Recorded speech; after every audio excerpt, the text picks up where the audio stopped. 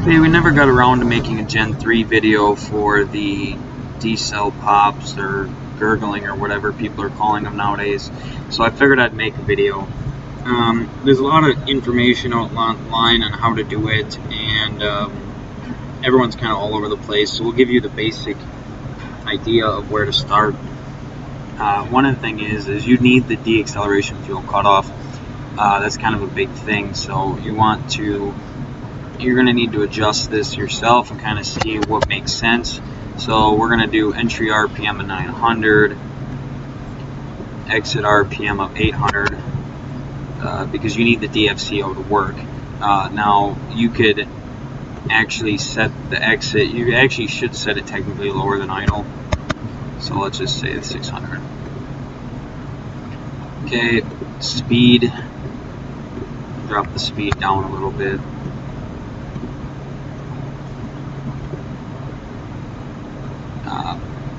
You leave the TPS where it is. To be honest, you could probably drop, let's drop it 10% here. Now you might have to play with this. Let's undo one. You might have to play with this a little bit to figure it out. Watch your scanner and see where it's coming on. Let's take a look here. You're going to want to reduce your spark. Too much spark cleans it up, so you want the unburnt fuel. So we're going to take here and we're going to times that by 0.5. We're going to move these both up to 100 so you can't go into either of these tables. And that way it only uses this table. Actually, just change these either way. So let's times these by 0.5 as well. We're going to cut the spark down. Spark will clean up the fuel. We do not want the fuel cleaned up. We want the fuel to be raw. It takes raw fuel to do it.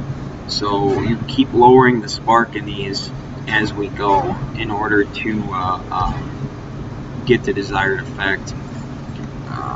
We want the clutch transition to be able to work. Let's see.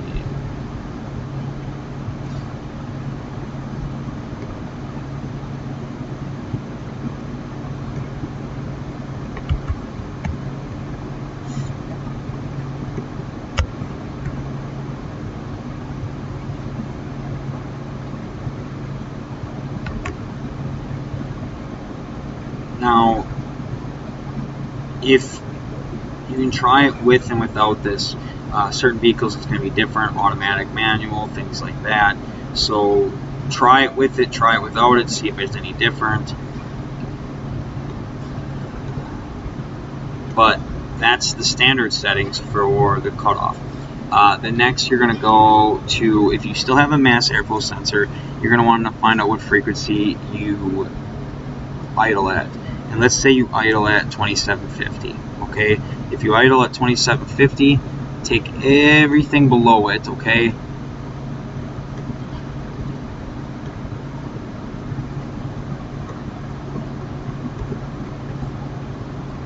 And let's times it by 1.2 to add more fuel, okay? That means as soon as you fall below this, it's going to want to add fuel to what you've done, making it richer. The other thing you're going to want to do is you're going to want to go to fuel, power enrichment. After you have all your power enrichment settings correct, you're going to want to go up. Let's say you shipped at 6,000, okay? Let's put this super rich, okay?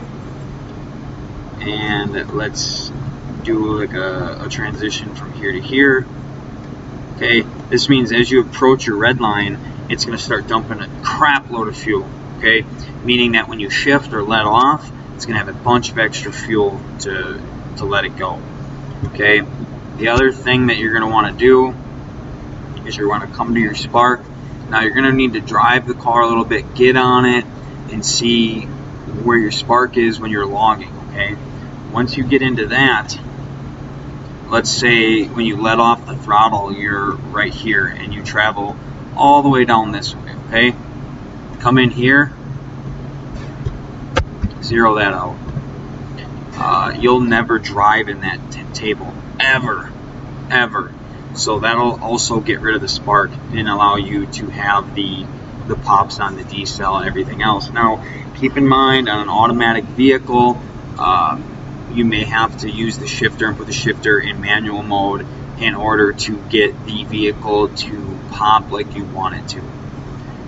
So that's the gist of that. If you have any questions, feel free to let me know.